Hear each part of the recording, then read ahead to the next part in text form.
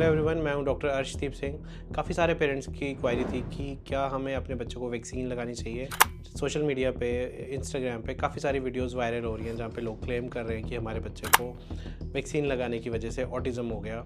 और काफ़ी सारी वीडियोस में बताया जा रहा है कि वैक्सीन जो है यूज़लेस है, इनका कोई यूज़ नहीं। आज मैं यही क्लियर करना चाहूँगा कि मोस्टली जो भी लोग इस ओपिनियन को एडवोकेट कर रहे हैं या फिर इस ओपिनियन के साथ चल रहे हैं कि वैक्सीन से ऑटिज़म होता है या फिर वैक्सीन लगाने से कोई बेनिफिट नहीं मिलता, मोस्टली ये लोग नॉन प्रोफेशनल हैं या फिर ये मेडिकल प्रोफेशन से बिलोंग ही नहीं करते हैं। इसी टॉपिक पे बात करते हुए मैं कुछ ऐसे फैक्ट्स रखना चाहूँगा जिससे कि लोगों को क्लियर होगा कि वैक्सीन कितनी यूज़फुल है और कितनी नहीं। जितने भी पेरेंट्स हैं उनको पता होगा कि उनके घर पे न्यू बॉर्न है तो उसको काफ़ी सारी वैक्सीन्स लगती हैं। बर्थ से ही उसको कुछ वैक्सीन्स लगना शुरू हो जाती हैं, जैसे कि पोलियो वैक्सीन्स है, BCG है, हेपेटाइटिस B है।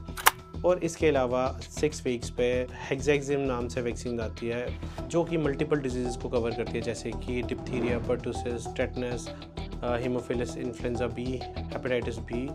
और इसके अलावा IPV, then pneumococcal vaccine, then rotavirus vaccine. और इसके अलावा काफ़ी लंबी लिस्ट है जो कि बच्चों में वैक्सीन्स लगाई जाती हैं during initial years of life. अब मैं इसी टॉपिक पे डिस्कस करना चाहूँगा कि इन वैक्सीन्स का पर्पज़ क्या है। आज से कुछ डिकेड्स पहले, 30-40 ईयर्स पहले, इन डिजीज़ की वजह से काफ़ी ज़्यादा मोर्टेलिटी देखी जाती थी। तो टेटनस से काफ़ी सारे लोगों की मौत होती थी, काफ़ी ज़्यादा मोर्टेलिटी देखी जाती थी। और अगर किसी को टेटनस हो जाता था तो उसका ट्रीटमेंट कर पाना भी बड़ा मुश्किल होता था।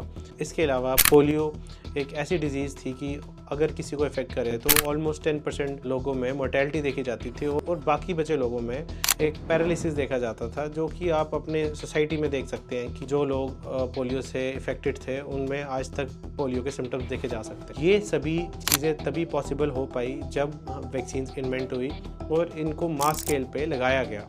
इसके अलावा कुछ ऐसी डिजीज़ जो कि बड़ी फेटल मानी जाती थी, जिसमें से एक डिज़ीज़ स्मॉल पॉक्स। ये एक तरह की वायरल इन्फेक्शन जिस वजह से काफ़ी ज़्यादा मोर्टेलिटी देखी जाती थी। हर कुछ समय के बाद इस डिज़ीज़ के आउटब्रेक्स देखे जाते थे और मिलियंस में लोगों की डेथ होती थी इस डिज़ीज़ की वजह से। वर्ल्ड वाइड मास वैक्सीनेशन की वजह से ये डिज़ीज़ 1980s में इरेडिकेट हो गई, यानी कि इस डिज़ीज़ का वर्ल्ड से सफाया हो गया। अब ये सभी चीज़ें वैक्सीन की वजह से ही पॉसिबल हो पाई।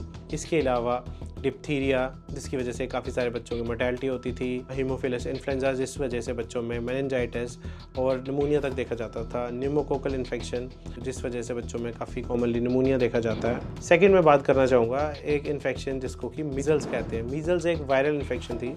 एक टाइम था जब मीजल्स के काफ़ी ज़्यादा आउटब्रेक देखे जाते थे और काफ़ी ज़्यादा मोर्टेलिटी देखी जाती थी छोटे बच्चों में। ये मीजल्स की मास वैक्सीनेशन की वजह से ये पॉसिबल हो पाया कि मीजल्स की वजह से मोर्टेलिटी काफ़ी डिक्लाइन हो गई।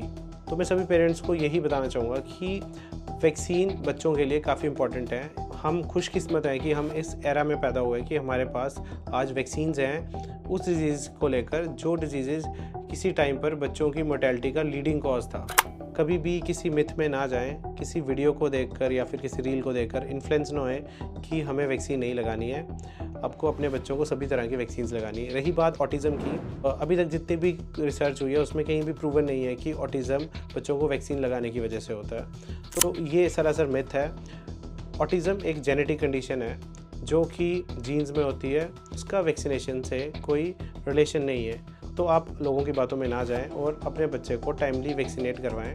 और ये वीडियो सभी फ्रेंड्स और फैमिली मेम्बर्स को शेयर करें ताकि जो लोग भी इस मिथ को लेकर चल रहे हैं और डर रहे हैं कि हमें अपने बच्चों को वैक्सीन नहीं लगानी है, उन लोगों के फैक्ट्स क्लियर हो सकें और इस दुविधा से बाहर निकल सकें। Thank you so much.